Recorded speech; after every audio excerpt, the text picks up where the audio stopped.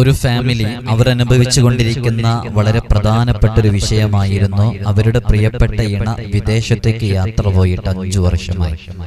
ഇതുവരെ അവർ നാട്ടിലേക്ക് തിരിച്ചു വന്നിട്ടില്ല. ഫോൺ കോളുകളില്ല, മെസ്സേജസുകളില്ല. എന്താണ് അവരുടെ അവസ്ഥ എന്ന് പോലും അറിയാൻ സാധിക്കുന്നില്ല. കൂട്ടുകാരോടും മറ്റുമൊക്കെ അന്വേഷിക്കുമ്പോൾ കൃത്യമായ വിവരണങ്ങൾ ലഭിക്കുന്നില്ല. ആദ്യകാലങ്ങളിലൊക്കെ നന്നായിട്ട് ഫോൺ കോളുകളും മെസ്സേജസുകളൊക്കെ ഉണ്ടായിരുന്നു. ഈ ഇടയായിട്ട് തീരെ മെസ്സേജസുകൾ പോലും കാണുന്നില്ല. അങ്ങോട്ട് കോണ്ടാക്ട് ചെയ്യാൻ വേണ്ടി ശ്രമിക്കുമ്പോൾ അതിന് റീപ്ലൈ കിട്ടുന്നില്ല. ഫോൺ കോൾ ചെയ്യാൻ വേണ്ടി ശ്രമിക്കുമ്പോൾ അതിന് അറ്റൻഡ് ചെയ്യുന്നില്ല.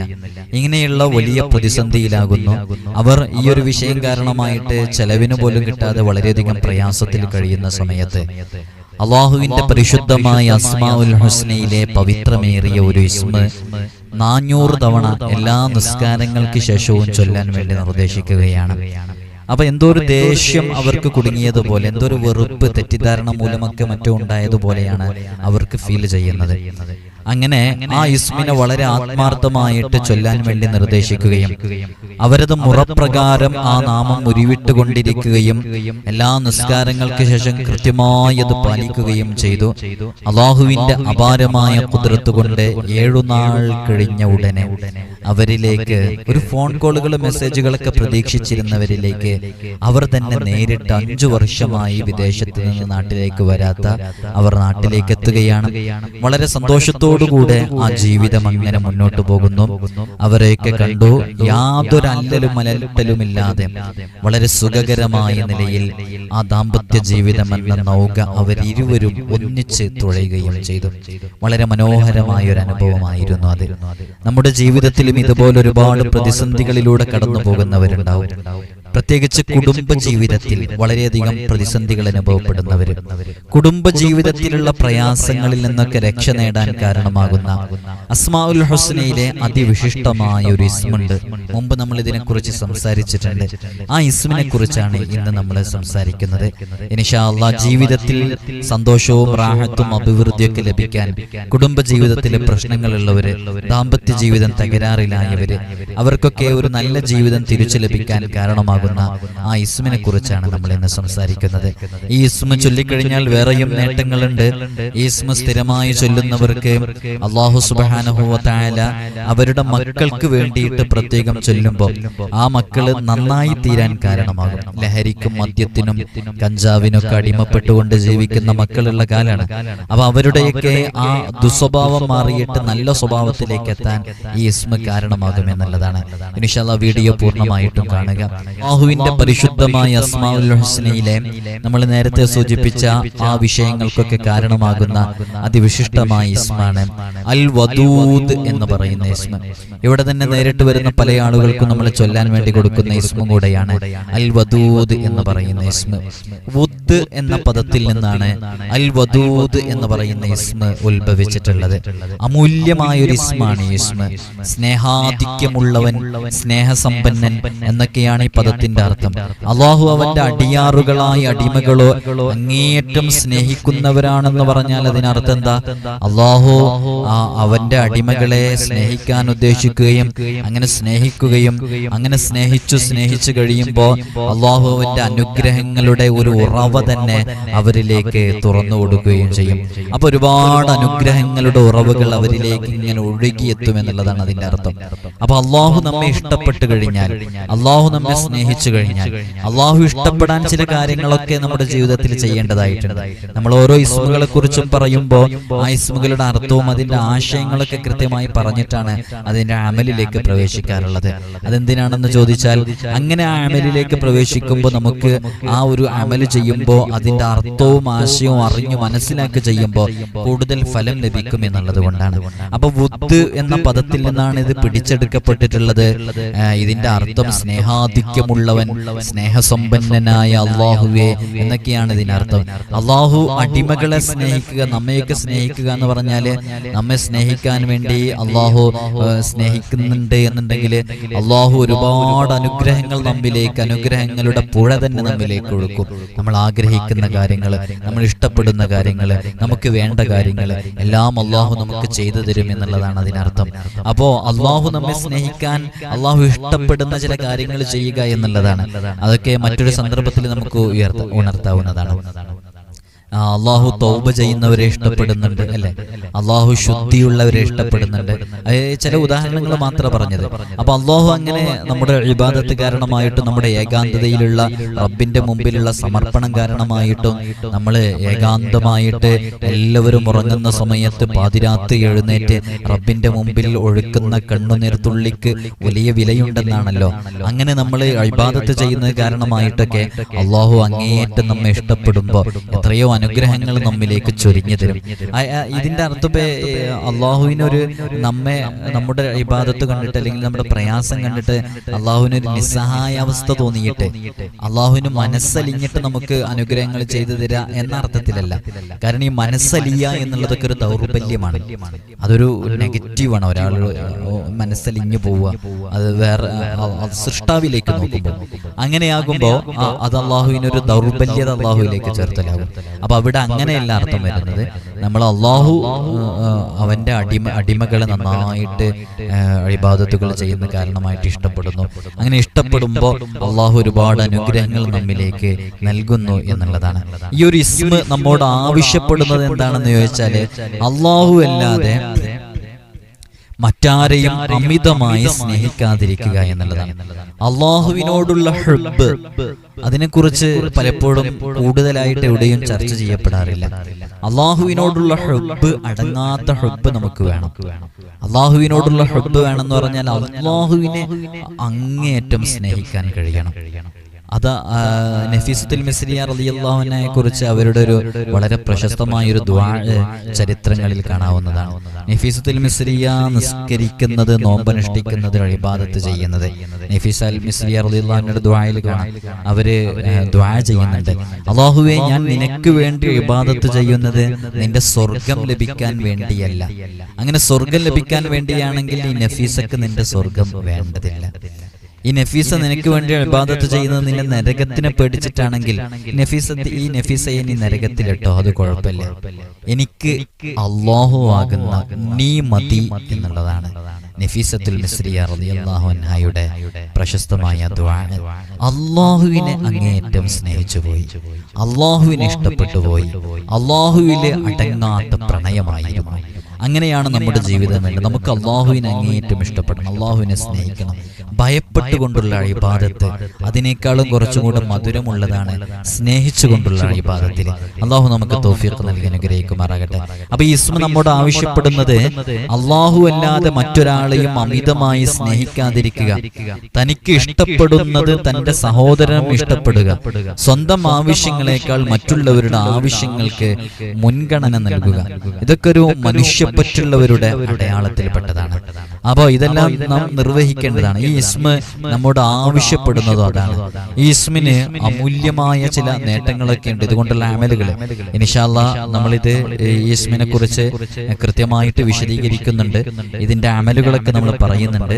നമ്മൾ അതിന്റെ ആശയങ്ങളും കൃത്യമായ കാര്യങ്ങളൊക്കെ പറഞ്ഞിട്ടാണ് പല വിഷയങ്ങളും സൂചിപ്പിക്കാറുള്ളത്. അള്ളാഹുവിന്റെ പ്രീതി ലഭിക്കാനും സുഖകരമാക്കാനും ദാമ്പത്യ ജീവിതം വളരെ മനോഹരമായി മുന്നോട്ട് കൊണ്ടുപോകാനും വളരെയധികം ഫലം ചെയ്യുന്ന ഒരു ഇസ്മാണ് അൽ വദൂദ് എന്ന് പറയുന്ന ഇസ്മ. അള്ളാഹുവിന്റെ പ്രീതി ലഭിക്കാൻ നമ്മുടെ കുടുംബ ജീവിതം, ദാമ്പത്യ ജീവിതം, ഇതൊക്കെ വളരെ മനോഹരമായി മുന്നോട്ട് കൊണ്ടുപോകാൻ സാധിക്കുന്ന അതിവിശിഷ്ടമായ ഒരു ഇസ്മാണ് ഇസ്മ. അതുകൊണ്ടാണ് നേരത്തെ നമ്മൾ ഇതിന്റെ തുടക്കത്തിൽ പറഞ്ഞൊരു അനുഭവം, ആ അനുഭവം അങ്ങനെ സംഭവിച്ചത് അതുകൊണ്ടാണ്. ഇത് ഈ ഇസ്മിന് ആ ഒരു അർത്ഥങ്ങളും ആ ആശയങ്ങളൊക്കെ നമ്മുടെ കുടുംബ ജീവിതവുമായും ദാമ്പത്യ ജീവിതവുമായിട്ടൊക്കെ അഭേദ്യമായ ബന്ധമുണ്ടായതുകൊണ്ട് ഇതിന്റെ ഉപയോഗങ്ങളും ഉപകാരങ്ങളൊക്കെ ആ രൂപത്തിൽ നമുക്ക് നന്നായി ലഭിക്കും എന്നുള്ളതാണ്. ആരെങ്കിലും അവരവരുടെ ഭാര്യയോടൊപ്പം കപ്പിൾസുകൾ തമ്മിൽ, ഭാര്യ ഭർത്താക്കന്മാർ തമ്മിൽ യാ വദൂദ് യാ അല്ലാഹ് അല്ലെങ്കിൽ യാ വദൂദ് യാ വദൂദ് യാ വദൂദ് എന്ന് 1000 തവണ പ്രത്യേകം ഭക്ഷണത്തിൽ മന്ത്രിച്ച് അവരത് ഒരുമിച്ച് കഴിക്കുകയോ അല്ലെങ്കിൽ ഭാര്യയ്ക്ക് അത് കഴിക്കാൻ കൊടുക്കുകയോ ഭർത്താവിനത് കഴിക്കാൻ കൊടുക്കുകയോ ചെയ്താൽ അവർ ഒരിക്കലും പിന്നെ അവർക്കൊരിക്കലും വേർപിരിയാൻ സാധിക്കാത്ത രൂപത്തിൽ നല്ല സുദൃഢമായ ബന്ധമാകാൻ കാരണമാകും.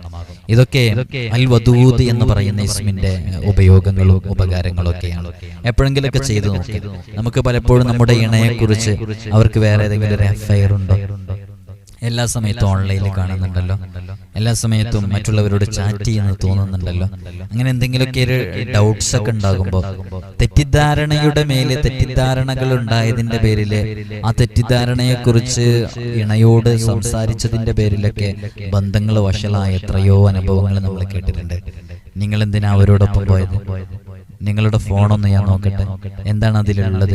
ഇങ്ങനെയൊക്കെ പലപ്പോഴും തെറ്റിദ്ധാരണയോടുകൂടെ എൻ്റെ ഇണക്ക് മറ്റൊരാളോട് ബന്ധമുണ്ട് എന്ന വ്യാജേന അന്വേഷിക്കുകയും അങ്ങനെ അന്വേഷിച്ചു നോക്കുമ്പോൾ അതില്ലാന്നറിയുമ്പോൾ ഇങ്ങനെ എന്നെക്കുറിച്ച് തെറ്റിദ്ധരിച്ചല്ലോ എന്നുള്ളതിന്റെ പേരിൽ ബന്ധം തകർന്നവരൊക്കെയുണ്ട്. അങ്ങനെ ഭീതിയുള്ളവര്, പേടിയുള്ളവരൊക്കെ ഈ പറയുന്ന അമൽ ഒരു തവണയെങ്കിലും ചെയ്തു നോക്കുക. 1000 തവണ പ്രത്യേകമായിട്ടൊരു ഭക്ഷണം അതില് മന്ത്രിച്ച് പ്രത്യേകം അത് കഴിക്കുക, അത് കഴിക്കാൻ കൊടുക്കുക. സാധാരണ നമ്മൾ ഭക്ഷണം കൊടുക്കുന്നതാണ്, ആ കൂട്ടത്തിൽ അങ്ങനെ ഒന്ന് ചെയ്തു നോക്കുക. അപ്പോ അവർ തമ്മിൽ വേർപിരിയാൻ പറ്റാത്ത രൂപത്തിലുള്ള ഒരു ബന്ധമാണ്. ഇതൊക്കെ അസ്മാഉൽ ഹുസ്നയിലെ ചില ഇസ്മുകളാണ്. ആ ഇസ്മുകളിലെ ഫലം നമ്മുടെ ജീവിതത്തിലേക്ക് നമുക്ക് അനുഭവിക്കാൻ സാധിക്കും.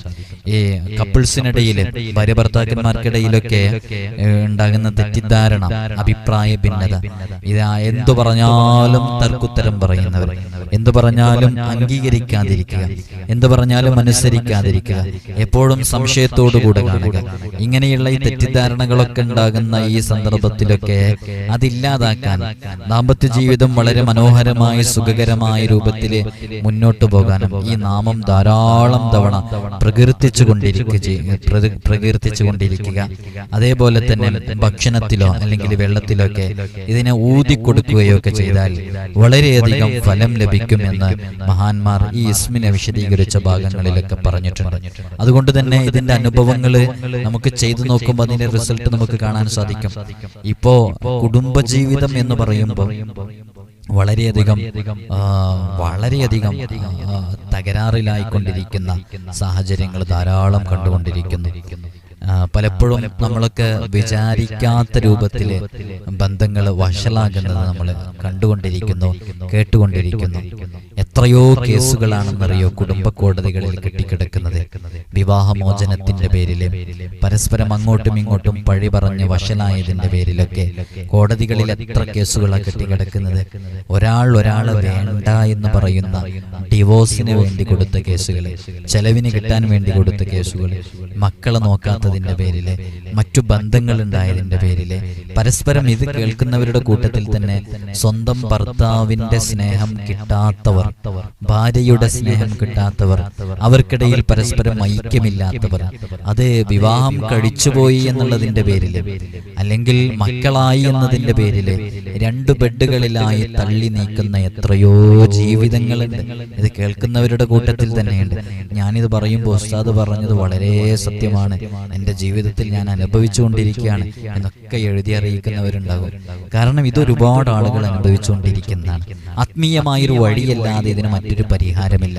അതുകൊണ്ട് തന്നെ പ്രിയമുള്ളവരെ, വളരെ ആത്മാർത്ഥമായി ഇത് ചെയ്തു നോക്കൂ, നല്ല ഫലമുണ്ടാകും. കുടുംബജീവിതം തകരാറ് ഇപ്പോൾ നമ്മൾ അനുഭവിച്ചുകൊണ്ടിരിക്കുന്നത് ഒരു വേറൊരു രൂപത്തിലുള്ള, ഇപ്പോഴുള്ള പ്രായമുള്ള ഉമ്മമാരിലും ഒരു 35, 40, 50 വയസ്സുള്ള ഭാര്യ ഭർത്താക്കന്മാർക്കിടയിലൊക്കെ സംഭവിക്കുന്ന, അതിൻ്റെ ഇടയിൽ സംഭവിക്കുന്ന, അവർക്കിടയിലുള്ള ഒരു വേറൊരു രൂപത്തിലുള്ള ചില തകരാറുകളാണ്, ചില തകർച്ചകളാണ്.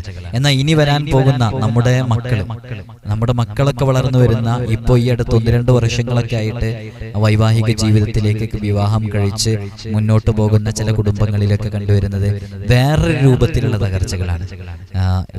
വേറൊരു എക്സ്ട്രീം ലെവലിലേക്ക് അത് എത്തിയിട്ടുണ്ട്. ഞാൻ ആ വിഷയത്തെക്കുറിച്ച് മറ്റൊരു സന്ദർഭത്തിൽ സംസാരിക്കാം. പുതിയ കാലത്തെ ഭാര്യ ഭർത്താക്കന്മാർക്കിടയിൽ സംഭവിക്കുന്ന ഒരുപാട് വിഷയങ്ങളുണ്ട്.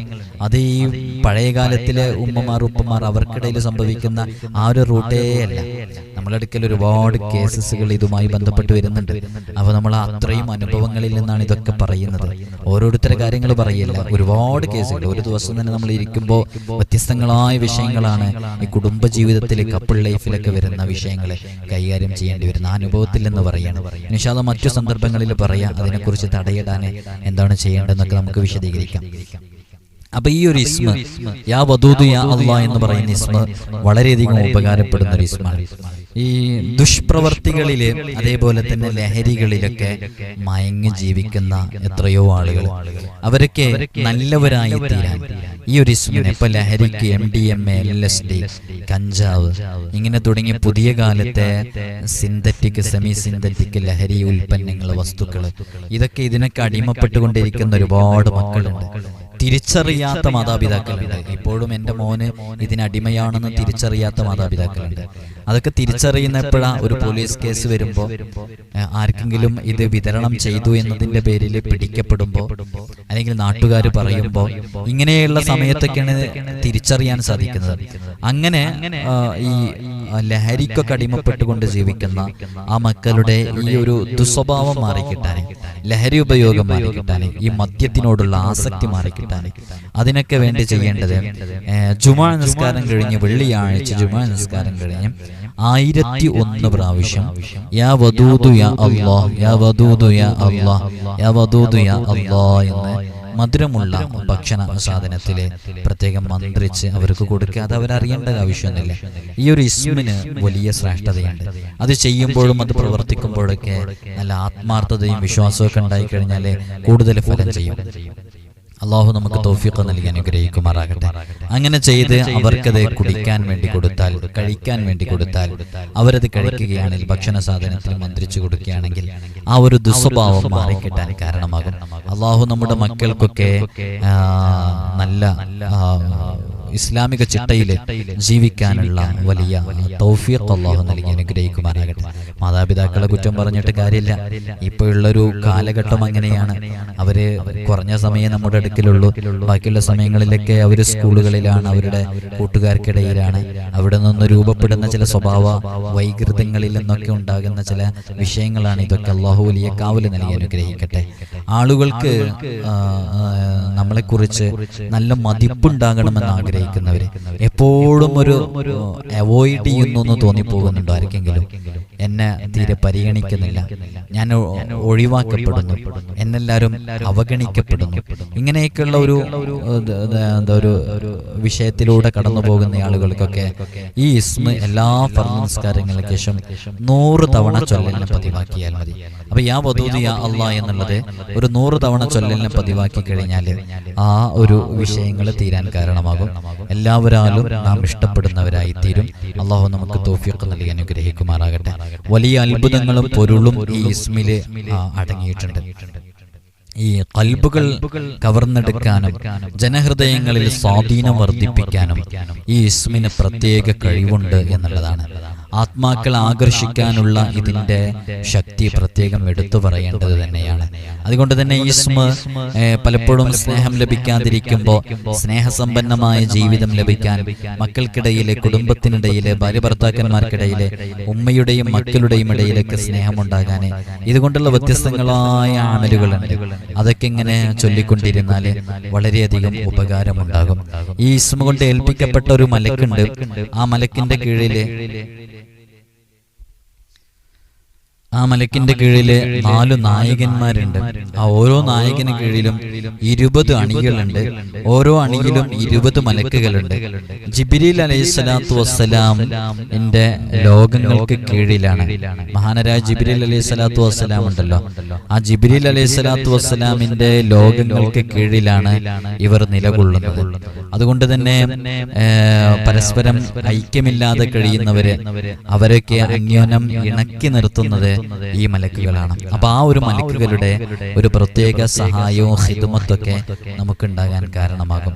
ഈ ഇസ്മിന്റെ, നമ്മൾ ഓരോ ഇസ്മിന്റെയും അദദുകൾ പറയാറുണ്ട്. ഈ ഇസ്മിന്റെ അദദ് എന്ന് പറയുന്നത് നമുക്കറിയാം, നമ്മൾ ഇതിന്റെയൊക്കെ അദദുകൾ കൃത്യമായി പഠിച്ചവരാണ്. വദൂദ് എന്ന് പറയുമ്പോൾ അതിൽ യഥാർത്ഥത്തിൽ 2 അക്ഷരങ്ങളാണുള്ളത്. റിപ്പീറ്റഡ് ആയിട്ട് വരുമ്പോൾ 4 അക്ഷരങ്ങൾ അല്ലെങ്കിൽ 2 അക്ഷരങ്ങൾ. 2 അക്ഷരങ്ങൾ വദൂദ് എന്ന് പറയുമ്പോൾ വാവ് ദാല്, പിന്നെയും വാവും ദാലാണ് അല്ലെ. അപ്പൊ 2 അക്ഷരങ്ങളാണ് യഥാർത്ഥത്തിലുള്ളത്. റിപ്പീറ്റഡ് ആയി വരുന്നു, അങ്ങനെ 4 അക്ഷരങ്ങൾ. വാവിന്റെ നമുക്കറിയാം, വാവിന്റെ അദദ് നിങ്ങൾ അദദുകളൊക്കെ പഠിച്ച ഓരോ ഇസ്മിന്റെയും ഓരോ അക്ഷരങ്ങളുടെയൊക്കെ വാവിന്റെ അദദ് എത്ര? വാവ് എത്രയാണത്? ആ ബ ജ ദ ഹ വ. വാവ് എന്ന് പറഞ്ഞാൽ 6 ആണ്. അപ്പോൾ വാവിന്റെ അതത് 6 ഇതൊരു കണക്ടിവിറ്റി മെത്തേഡിൽ പഠിച്ചാൽ കൂടുതൽ മനസ്സിലാവും. നമ്മുടെ സ്കൂളിലെ മക്കൾക്കൊക്കെ അവരുടെ എക്സാമിന്റെ സമയത്തൊക്കെ പ്രത്യേകം അവർക്ക് അതിനുള്ള ഒരു തയ്യാറെടുപ്പൊക്കെ ചെയ്തു കൊടുക്കുമ്പോൾ നമ്മളെല്ലാം കണക്ടിവിറ്റി മെത്തേഡിൽ പഠിക്കാൻ വേണ്ടിയിട്ട് അവർക്ക് അവസരങ്ങൾ പറഞ്ഞു കൊടുക്കാറുണ്ട്. അപ്പോൾ അതിൽ ഇപ്പൊ നമ്മൾ പറഞ്ഞപ്പോ വാവ് 6 വാവ് ഇങ്ങനെയല്ലേ ഇടുക, അങ്ങനെ വാവ് എങ്ങനെയാണ്. അപ്പോ ശരിക്കും നമ്മൾ 6 എന്ന് എഴുതുമ്പോൾ അത് തിരിച്ചെഴുതുന്ന പോലെ അല്ല 6. അപ്പൊ വാവിന്റെ അതത് 6 മനസ്സിലാക്കാൻ ആ ഒരു കണക്ഷൻ മനസ്സിലാക്കിയാൽ മതി. വാവിന്റെ അതത് എത്ര? വാവിൻ്റെത് നമ്മുടെ സംഖ്യകൾ എടുത്ത് നോക്കുമ്പോൾ 1, 2, 3, 4 ഒരു 6നോട് വാവിനോട് യോജിപ്പുള്ളത് 6 അപ്പൊ വാവിൻ്റെത് 6. പിന്നെ ദാലിൻ്റെത് 4. ഓരോന്നിനും ഓരോ കണക്ഷൻ നമ്മൾ ഉണ്ടാക്കി വെക്കുക, അങ്ങനെ നമുക്ക് മനസ്സിലാക്കാൻ പറ്റും. അപ്പൊ ദാലിൻ്റെത് ആ ബ ജ ദ, ദാലിന്റെ 4. അപ്പൊ 4 കണ്ട ആ ഒരു കണക്ഷൻ. നിങ്ങൾക്ക് ഈ ഒരു കണക്ഷൻ മെത്തേഡ് നമ്മൾ ഓർമ്മശക്തി ഉണ്ടാകുന്നതിൽ മക്കൾക്കൊക്കെ നല്ല ഓർമ്മശക്തിയും ബുദ്ധിശക്തിയും ഫഹമൊക്കെ ഉണ്ടാവാൻ വേണ്ടിയിട്ട് നമ്മൾ കുറെ ദിക്റുകളൊക്കെ പറഞ്ഞു തന്നിട്ടുണ്ടായിരുന്നു. ആ ഒരു വീഡിയോയിൽ നമ്മൾ അവസാന ഭാഗത്ത് പറഞ്ഞിട്ടുണ്ട് ഈ കണക്ടിവിറ്റി മെത്തേഡ്, കണക്ഷൻ. ഓരോ വിഷയങ്ങളും പഠിക്കുമ്പോൾ ഓരോന്നിനോടും ബന്ധപ്പെടുത്തി പഠിക്കുമ്പോൾ അത് പെട്ടെന്ന് മറന്നു പോകാതിരിക്കാൻ കാരണമാകുന്നു. അതിൽ പെട്ടതാണ് ഈ ഒരു മെത്തേഡ്. ഇപ്പൊ നമ്മൾ വാവിന് അക്ഷരങ്ങളിലെ 6നോട് യോജിപ്പിച്ചു. ഇപ്പൊ ദാല് എന്ന് പറയുമ്പോൾ ദാലിന്റെ അതത് 4. അപ്പൊ മറക്കാതിരിക്കാൻ എന്ത് ചെയ്യേണ്ടത്? ദാല് 4 രണ്ടും ഒരേപോലെ, ദാല് 4. മറ്റേ ദാൽ എന്നാട്ട ശരിക്കും പറയാ, ദാല് 4. അപ്പൊ ദാല്. അപ്പോ വാവ് എന്ന് പറഞ്ഞാൽ 6, ദാല് എന്ന് പറഞ്ഞാൽ 4. അപ്പോ 10 പിന്നെയും ഒരു വാവും ദാല വരുന്നത്. അപ്പൊ വാവ് ഒന്നുകൂടി കൂട്ടി, ദാലൊന്നും കൂടി കൂട്ടി, അപ്പൊ അതും 10. അപ്പൊ 10 10 20. അപ്പൊ ഇതിന്റെ അതത് എന്ന് പറയുന്നത് 20.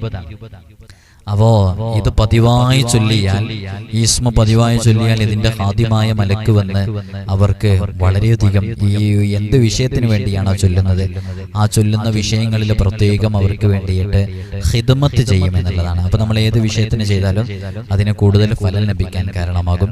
അല്ലാഹു സുബ്ഹാനഹു വ തആല നമ്മൾ അനുഭവിക്കുന്ന എല്ലാ പ്രയാസങ്ങളിൽ നിന്നും പ്രതിസന്ധികളിൽ നിന്നും നമുക്ക് വലിയ രക്ഷയും മോചനവും ഒക്കെ നൽകി അനുഗ്രഹിക്കുമാറാകട്ടെ. ഒരുപാട് മുഅ്മിനീങ്ങൾ പ്രത്യേകം നമ്മുടെ ദുആ കൊണ്ട് ഏൽപ്പിച്ചിട്ടുണ്ട്. പല വിഷയങ്ങളും പറഞ്ഞ് പ്രത്യേകം ഈ മക്കള് വഴി പിഴച്ചു എന്നുള്ളതിന്റെ പേരിൽ എത്ര ആളുകളാണെന്നറിയോ പ്രശ്നം പറയുന്നത്. നമ്മുടെ മക്കളെ വളർത്തുന്നിടത്ത് വളരെയധികം ശ്രദ്ധയോടുകൂടെ വളർത്തേണ്ട ഒരു കാലത്തിലാണ് നമ്മൾ ജീവിച്ചുകൊണ്ടിരിക്കുന്നത്. ഇപ്പൊ ഞാനിത് പറയുമ്പോൾ തന്നെ നിസ്കരിക്കാത്ത മക്കളുള്ള ഉമ്മമാരും ഉപ്പമാരും ഇത് കേൾക്കുന്നുണ്ടെങ്കിൽ അവരുടെ നെഞ്ചു പിടക്കുന്നുണ്ടാകും. അന്യബന്ധങ്ങളിൽ പെട്ടിട്ടുള്ള മക്കളുള്ള മാതാപിതാക്കളുടെ നെഞ്ചു പിടക്കുന്നുണ്ടാകും.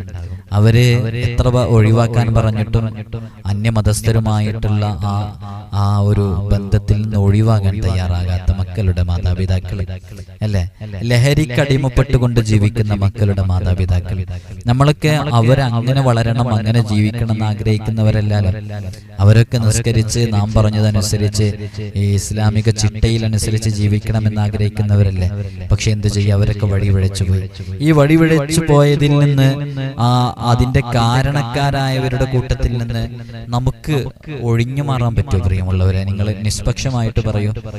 ഉപ്പയും ഉമ്മയും ആകുന്ന നിങ്ങൾക്ക് ഞാനറിയൂല, ഞാൻ നന്നായിട്ട് നോക്കിയിട്ടുണ്ടെന്ന് പറഞ്ഞ് ഒഴിഞ്ഞു മാറാൻ കഴിയൂല. അത് നമ്മൾ തന്നെയാണ് അതിന്റെ ഉത്തരവാദിത്വങ്ങളിൽ വളരെ പ്രധാനപ്പെട്ട പങ്ക് വഹിക്കുന്നത്.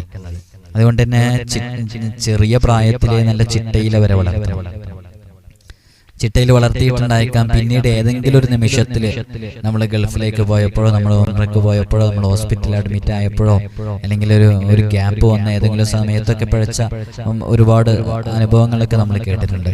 പക്ഷേ നമ്മൾ ചെറുപ്പത്തിലെ നല്ല ചിട്ടയിൽ, ഇപ്പോൾ ഒരു ഉദാഹരണം പറഞ്ഞാൽ വളരെ ചിട്ടയിൽ പോയിക്കൊണ്ടിരിക്കുകയായിരുന്നു. പെട്ടെന്ന് സ്കൂളിൽ ഒരു സെലിബ്രേഷൻ വന്നപ്പോൾ ഒരു ഡാൻസിന് അവസരം കൊടുത്തു. അപ്പോൾ മോള് വന്ന് ചോദിച്ചപ്പോൾ ആയിക്കോട്ടെ കുഴപ്പമില്ല എന്ന് പറഞ്ഞു. അപ്പോൾ കുഴപ്പമില്ല എന്ന് പറഞ്ഞപ്പോൾ മോളതൊരു പോസിറ്റീവായി എടുത്തു. അങ്ങനെ 8ാം ക്ലാസ് പഠിക്കുന്ന സമയത്ത് അങ്ങനെ ഒരു അവസരം കൊടുത്തപ്പോൾ ചെറിയ മോളല്ലേ, കുഴപ്പമുണ്ടാവില്ല എന്ന് വിചാരിച്ചു. പിന്നെ അതിൽ കുറച്ച് നന്നായിട്ട് പെർഫോം ചെയ്തപ്പോൾ ടീച്ചറുടെ ഭാഗത്ത് നിന്ന് ഒരു മോട്ടിവേഷൻ ലഭിച്ചു. ആ മോട്ടിവേഷൻ അങ്ങനെ ഹൃദയത്തിൽ വന്നു. പിന്നീട് കഴിഞ്ഞ പ്രാവശ്യം കളിച്ചാൽ അതിനെന്താ കുഴപ്പമെന്നുള്ളതായി വീട്ടിലും എന്നുള്ള സംസാരം. അങ്ങനെ ഓരോ ഘട്ടങ്ങളിലും നമ്മൾ ശ്രദ്ധിക്കേണ്ട ചില കാര്യങ്ങൾ ശ്രദ്ധിക്കാത്തതിന്റെ പേരിൽ വഴിപിഴച്ചു പോയ എത്രയോ ആളുകളുണ്ട്. പല അനുഭവങ്ങളും നമ്മുടെ അടുക്കൽ നേരിട്ട് വന്ന് പറഞ്ഞ പലരും ഉണ്ട്.